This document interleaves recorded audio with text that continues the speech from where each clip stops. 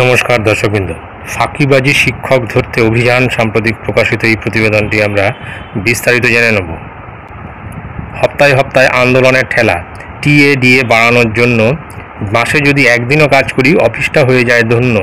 নচিকেতা চক্রবর্তীর এমন গানে ছিল সরকারি কর্মচারীদের সম্পর্কে বিদ্রূপ সমালোচনার ঝড় উঠেছিল সরকারি কর্মচারীদের মহল থেকে, কিন্তু গানের ভাষায় বিদ্রূপ যে তারা গায়ে মাখতে নারাজ তা দক্ষিণ দিনাজপুর জেলার এক শ্রেণীর প্রাথমিক শিক্ষক প্রমাণ করে দিচ্ছেন।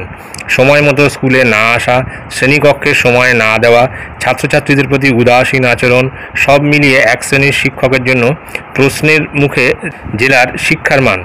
প্রাথমিক শিক্ষকদের বিরুদ্ধে বিস্তর অভিযোগ ওঠায় অবশ্য টনক নড়েছে জেলা প্রাথমিক বিদ্যালয় সংসদের। ফাঁকিবাজ শিক্ষকদের চিহ্নিত করতে 18 জুন থেকে বিশেষ অভিযানে নামার সিদ্ধান্ত নিয়েছে সংসদ। দায়িত্ব দেওয়া হয়েছে 35 জন আধিকারিককে।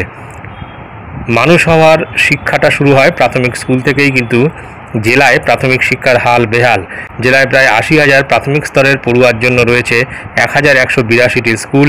শিক্ষক শিক্ষিকার সংখ্যা প্রায় 4350 জন। অভিযোগ, শিক্ষকদের একটা বড় অংশ নিজেদের দায়িত্ব সম্পর্কে অসচেতন, যে কারণে সরকারি শিক্ষা ব্যবস্থার প্রতি কার্যত আস্থা হারাচ্ছেন অভিভাবকদের বড় অংশ। ভিড় বাড়ছে বেসরকারি স্কুলগুলিতে। এমন পরিস্থিতির পরিবর্তন ঘটাতে অবশেষে বিশেষ উদ্যোগ নিচ্ছে ডিপিএসসি। শিক্ষকদের বিরুদ্ধে ওঠা অভিযোগ খতিয়ে দেখতে জেলায় জেলায় শুরু হচ্ছে বিশেষ পরিদর্শন অভিযান। কয়েকটি ধাপে এই পরিদর্শন চলবে। একটি করে ধাপ শেষ হওয়ার পর রিভিউ মিটিং হবে, তবে কবে কোন স্কুলে পরিদর্শন হবে তা গোপন রাখা হচ্ছে। এই কাজের জন্য প্রতি ব্লকে এআইদের দায়িত্ব দেওয়া হয়েছে।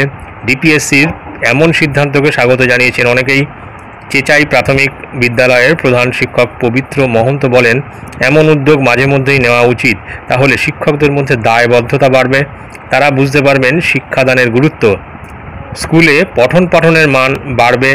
নিখিলবঙ্গ প্রাথমিক শিক্ষক সমিতির জেলা সম্পাদক শঙ্কর ঘোষের বক্তব্য, এই দাবি আমরাই প্রথম তুলেছি, পরিদর্শনকে আমরা সাধুবাদ জানাচ্ছি। তবে তৃণমূল শিক্ষক নেতাদের বিরুদ্ধে এই অভিযোগ বেশি, তারাই বেশি স্কুলে অনিয়ম করেন। এক্ষেত্রে রাজনৈতিক পরিচয় না দেখে ব্যবস্থা নেওয়া উচিত।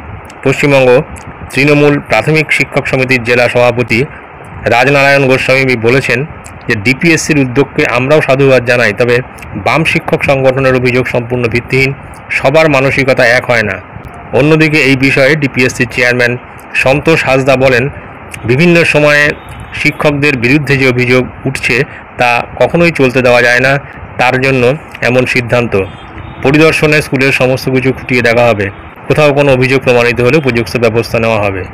সুতরাং বোঝা যাচ্ছে যে প্রাথমিক স্কুলগুলির শিক্ষক শিক্ষিকাদের এই অনিয়ম রুখতেই কিন্তু অভিযান শুরু হচ্ছে।